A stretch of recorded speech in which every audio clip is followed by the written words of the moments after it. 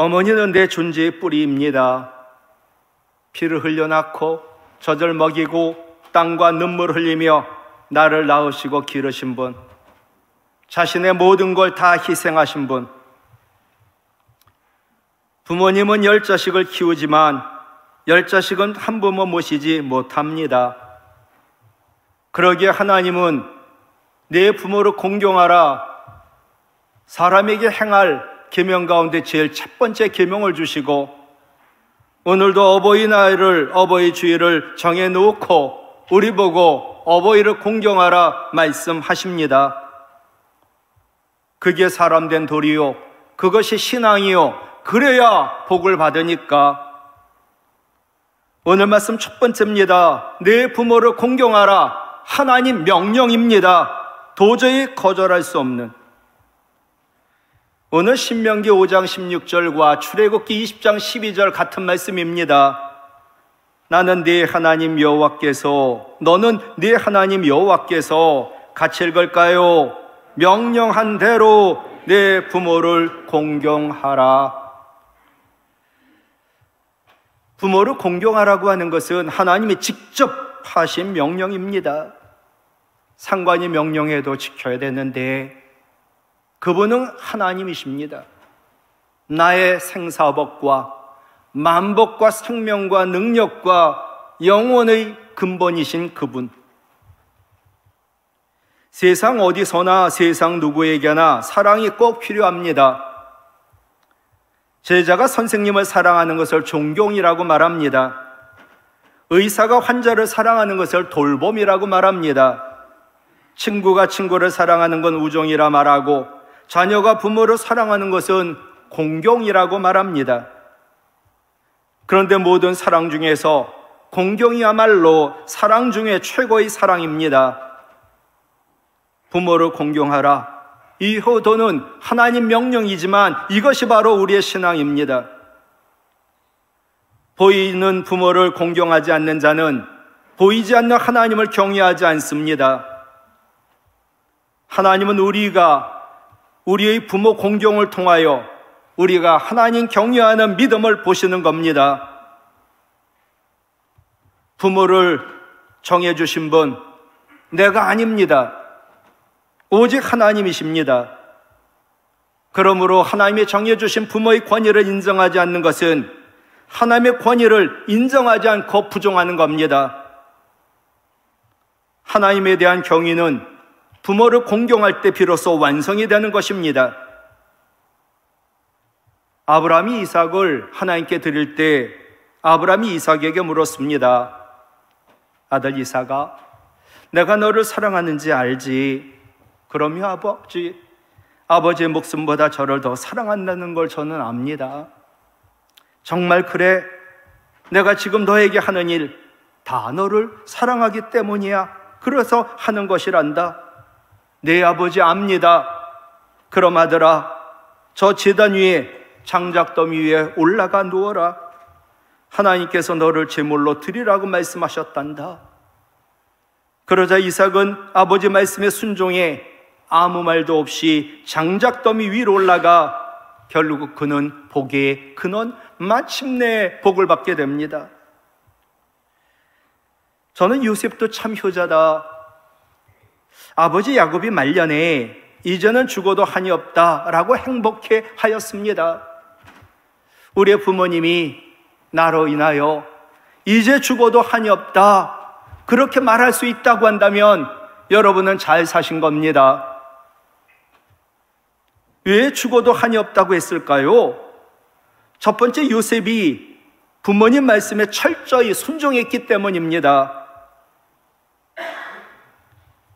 요셉, 야곱이 편애할 정도로 사랑했던 아들, 늘지막해 낳고 사랑하는 라헬로부터 태어난 아이.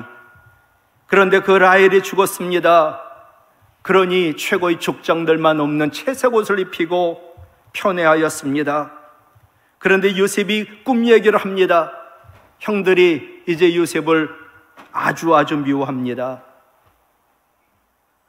아버지의 사랑을 한 몸에 받았던 요셉, 들에서 양치는 형들과는 달랐습니다. 집에서만 고이고이 아버지 심부름하며 살았습니다. 어느 날 야곱, 딸 디나 사건으로 인하여 세겜에서 양을 치고 있는 아들들 소식에 궁금해가지고 사랑하는 요셉에게 형들에게 좀 다녀오라고 합니다. 창세기 37장 13절, 네 형들이 세겜에서 양을 치고 있지 아니하느냐, 너를 형들에게로 보내리라. 요셉이 아버지에게 대답하되, 같이 읽을까요? 내가 그리 하겠나이다. 요셉도 압니다. 형들이 나를 미워하는 것을.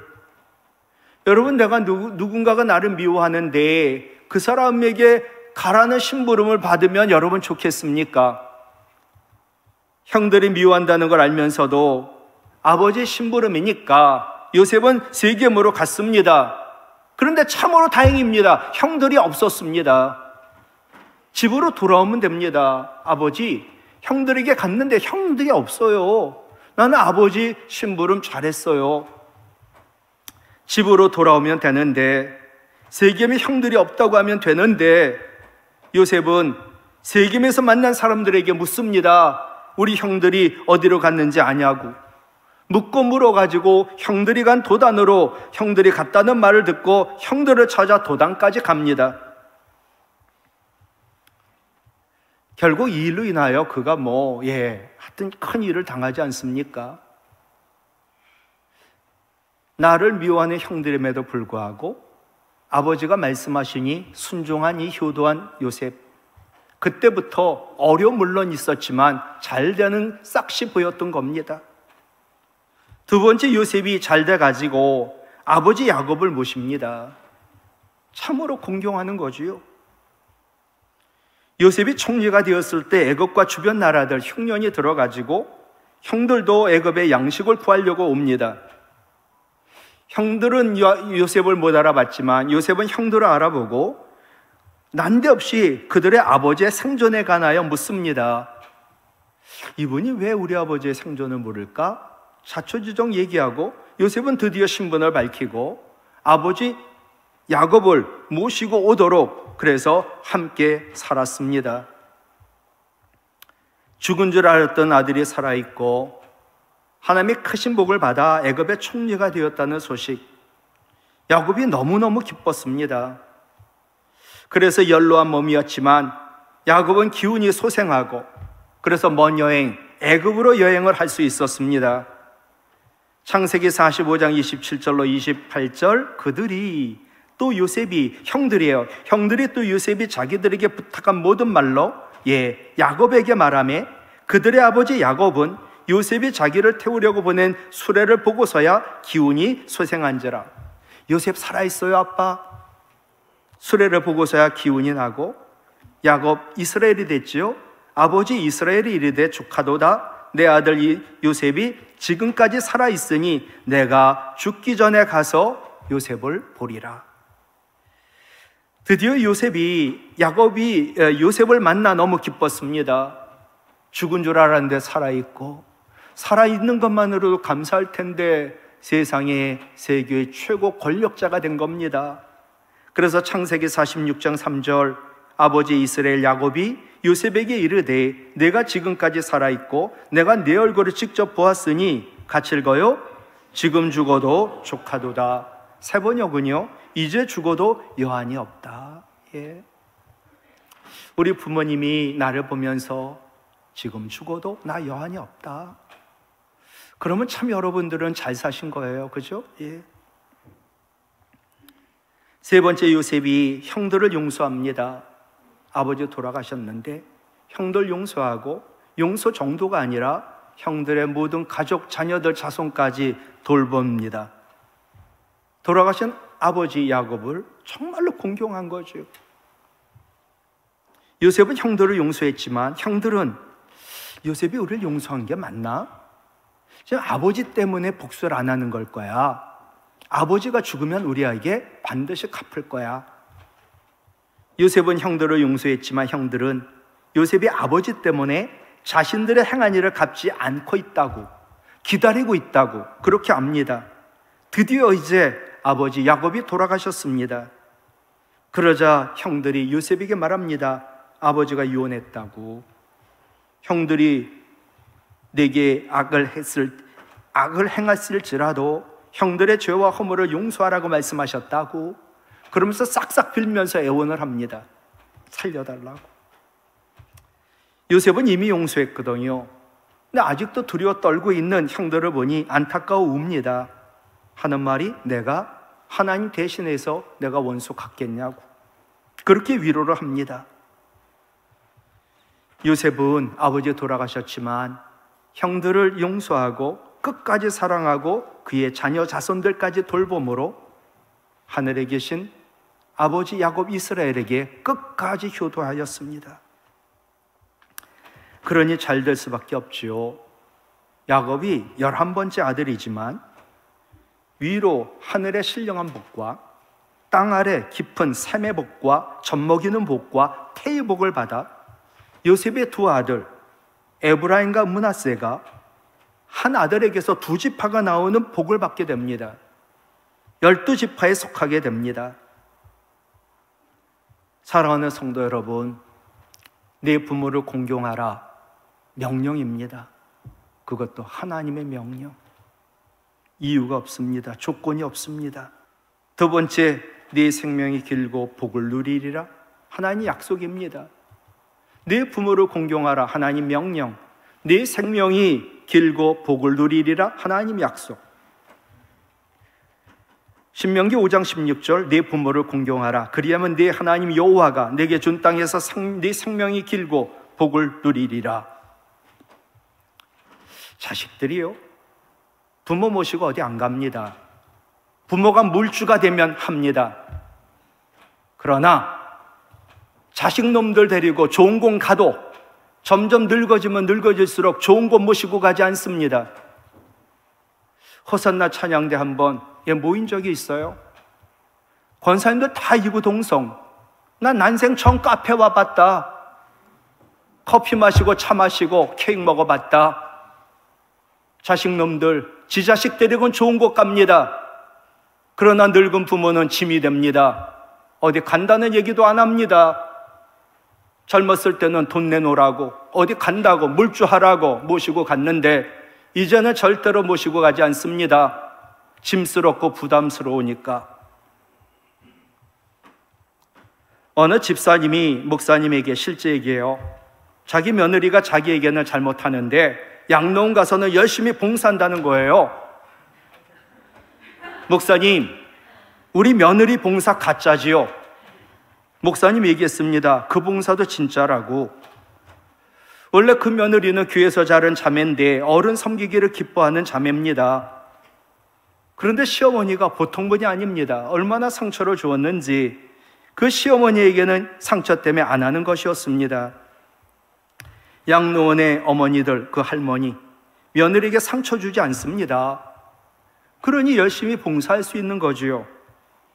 그래서 시어머니 집사님에게 며느리에게 가짜라고 말하기 전에 양로원에서 내 며느리가 열심히 봉사하는데 내가 상처를 줘가지고 나에게는 잘못하는구나 인정하신다면 회개해야 한다라고 말씀하였습니다. 물론 며느리 잘한 거 없습니다.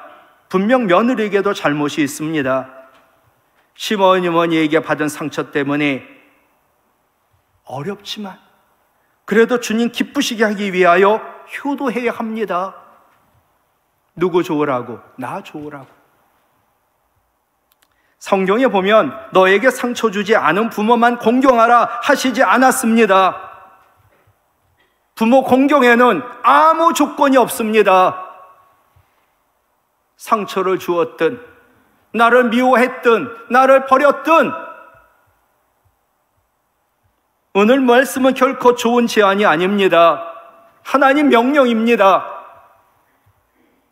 안 들으면 죽습니다. 부모 공경은 선택이 아닙니다. 부모를 공경하지 않는 나라 결국 망합니다. 가정도 망합니다. 그런 교인들이 다수라면 교회도 문을 닫습니다. 에베소서 6장 2절로 3절 같은 말씀이지요? 같이 읽을까요? 내 아버지와 어머니를 공경하라. 이것은 약속이 있는 첫 계명이니 이로써 네가 잘 되고 땅에서 장수하리라. 아멘. 자녀가 부모에게 효도하는 것 지극히 당연한 일입니다. 그런데 왜 복을 주신다고 했을까? 부모님에게 효도하는 것은 저절로 되는 일이 아니기 때문입니다. 사랑은 내리사랑이라고. 자녀 사랑은 저절로 됩니다. 그러나 부모님에 대한 사랑은 절대로 그렇지 않습니다. 내가 힘쓰고 애쓰고 부모 공경이 나의 삶이 되고 흔적이 될 때 그것이 가능합니다.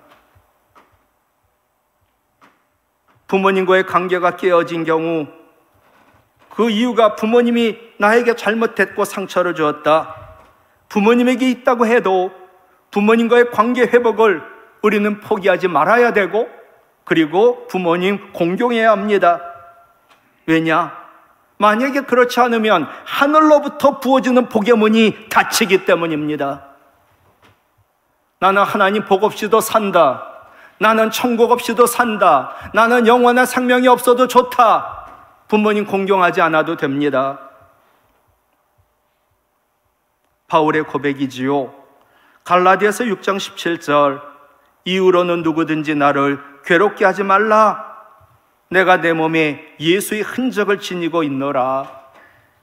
무슨 말씀인지 아시나요?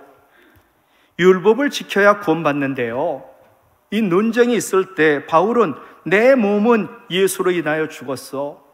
그리고 내 몸은 예수로 인한 흔적이 있어 라고 고백하는 거예요. 내 안에 예수가 있고 내 몸에, 내 삶에 예수의 흔적이 있으니까 나 괴롭히지 마. 너희들이 당해. 우리의 삶에도 부모를 공경한 순종의 흔적이 있는지 여러분 한번 보시기 바라요. 나의 몸에, 나의 삶에 부모님 공경한 흔적이 있나요? 연필을 많이 글 쓰다 보면 굳은 살이 백입니다. 그 사람의 손과 발을 보면 그가 어떻게 살았는지를 알 수 있다고 합니다. 손과 발 삶은 얘기하겠죠. 발레리나 강수진, 독일 슈투트가르트 발레단 주역 무용수, 그 화려함 뒤에는 끊임없는 연습과 노력으로 형편없이 변한 발 모양의 사진이 사람들을 깜짝 놀라게 했습니다. 강수진의 얼굴을 보여주고 화려한 그 발레리나를 보여주고 갑자기 난데없이 발을 보여주는 거예요. 이 둘이 무슨 상관이 있을까? 어떻게 저렇게 아름다운 사람의 발이 저렇게 흉측할까? 하루 10시간 넘게 연습했고요.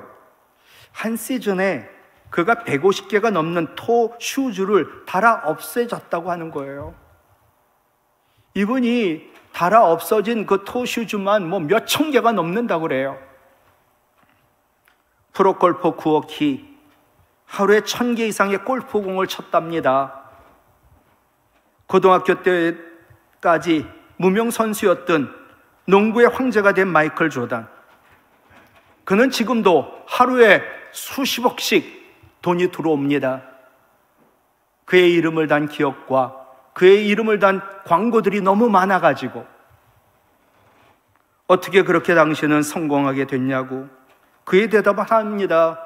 프랙티스, 연습밖에 없고 훈련밖에 없다. 여러분, 프로가 된다는 것은요, 부모님을 공경하는 효도의 프로가 된다는 것은요, 끊임없는 연습입니다. 오늘도 전화합니다. 시도 때도 없이 전화합니다. 찾아갑니다. 끊임없는 연습과 연습으로 인해 피가 흐른 뒤 남은 상처가 흔적이 될 때 프로가 됩니다. 부모를 공경하라는 말씀을 매일 순종하면서 내가 부모 순종하며 흘린 피와 땀이 흔적이 될 때 효도의 프로가 되고 하나님 약속하신 복이 우리에게 임합니다. 일이 바쁘다고, 할 일 많다고 이제는 부모님과 안 놀아줍니다. 놀라운 일은 이 복이 우리 자손에게 연결이 된다는 사실입니다. 자녀들이 우리가 부모님 공경하는 흔적을 보며 가슴에 새기고 따라할 때 그 하나님 주신 복이 끊이지 않는 우리 가정이 복이 가문 우리 교회가 복된 교회가 되는 겁니다. 여러분, 부모님이 먼저 하늘나라 가셨나요? 가족이 무엇이고 가정이 무엇입니까?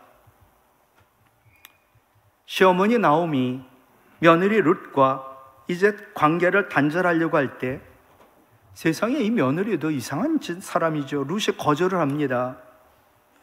룻이 선택한 길, 시어머니 나오미와 함께 운명 공동체에 남는 것이었습니다.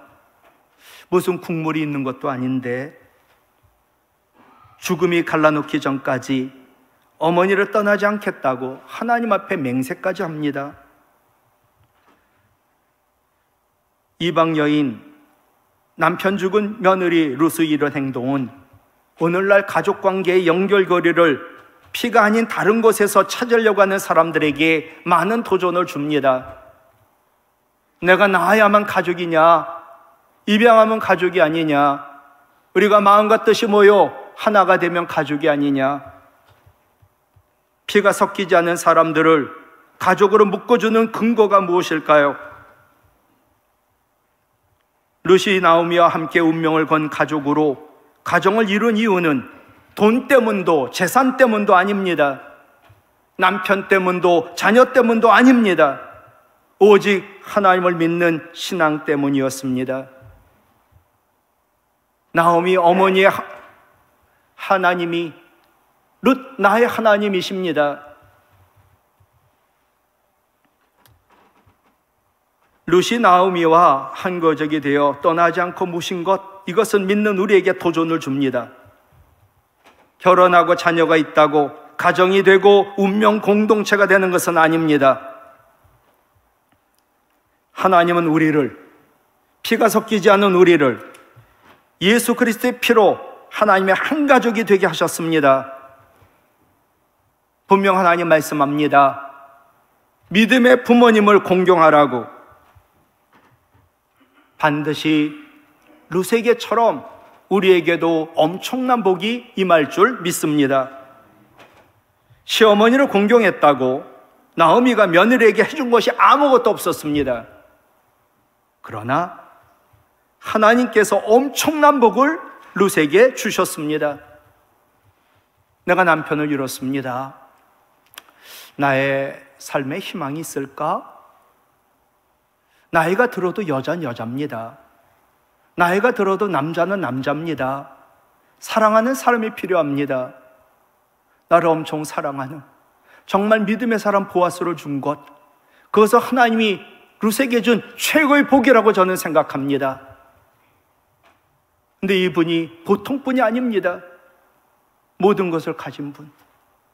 결국 이 룻은 다윗의 증조모가 되고 그 가문에서 예수 그리스도가 탄생합니다. 성경에 이런 복을 받은 사람이 누가 있습니까? 부모님 아무것도 가진 것 없어도 부모님께 효도하면 그분이 아무것 주지 않아도 반드시 하나님은 룻에게처럼 엄청난 복을 우리에게 주실 줄 믿습니다. 이유는 하나, 복의 근원이 되라고. 말씀을 마치려고 합니다. 교도소에 있는 흉악한 죄인들도 어머니 마음을 부르면 운다고 합니다. 죄인 가운데 괴수인 우리도 어머니의 마음을 부르며 회개하고 울기를 원합니다.